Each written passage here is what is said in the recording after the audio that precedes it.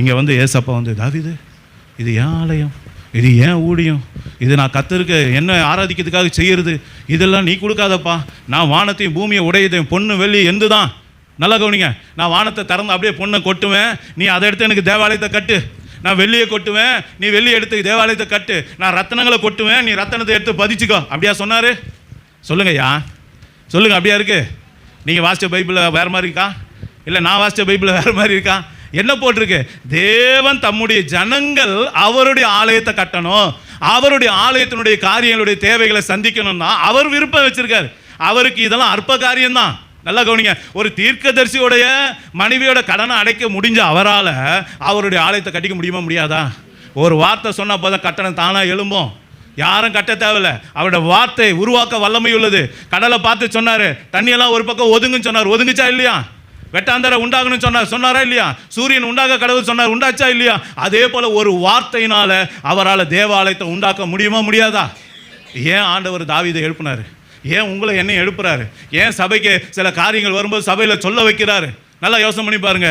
ஆண்டவர் உங்கள் மூலியமா, ஏன் மூலியமா அவருடைய ஆலயத்தினுடைய தேவைகளை நாம சந்திக்கணும்னு அவர் பிரியமா இருக்கார். அல்லேலூயா.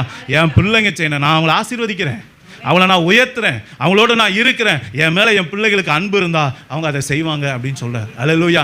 தாவீது சொல்ல பாருங்க, ஏன் ஆண்டவர் மேலே எனக்கு இருக்கு அன்பு.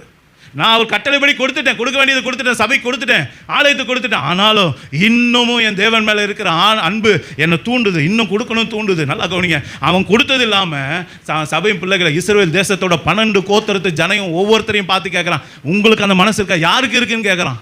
நல்லா கவனிச்சு பாருங்க, வாசிங்க அடுத்து. இப்படி மனப்பூர்வமாய் கொடுத்ததற்காக ஜனங்கள் சந்தோஷப்பட்டார்கள், உத்தம இருதயத்தோடு உற்சாகமாய் கர்த்தருக்கு கொடுத்தார்கள். தாவீது ராஜாவும் மிகவும் சந்தோஷப்பட்டான். நல்லா கவனிங்க, இந்த தாவீது ராஜா ஏசப்பாவுக்கு அடையாளம். நல்லா கவனிங்க, தாவீது வம்சத்தில் தான் இயேசு கிறிஸ்து வந்தார். தாவீதின் வேறுமானவர் தான் சொன்னார், தாவீதின் திறவுகோலை உடையவர் தான் சொன்னார், இருந்து போன தாவீதின் கூடாரத்தை தான் நான் திரும்ப எழுப்பித்து கட்டுவேன்னு சொன்னார். இந்த தாவீது யாருக்கு அடையாளமா இருக்கான்? இயேசு கிறிஸ்துவுக்கு அடையாளமா இருக்கான். நல்லா கவனிங்க, அப்ப இயேசு கிறிஸ்து இந்த இடத்துல சந்தோஷப்பட்டாருன்னு இருக்கு. எதுக்காக சந்தோஷப்பட்டாரு சொல்லுங்க ஐயா? இயேசு கிறிஸ்து இப்ப எதுக்காக சந்தோஷப்பட்டாரு? ஜனங்க கட்டளையின்படியாகவும் கொடுத்ததுக்காகவும் சந்தோஷப்பட்டாரு.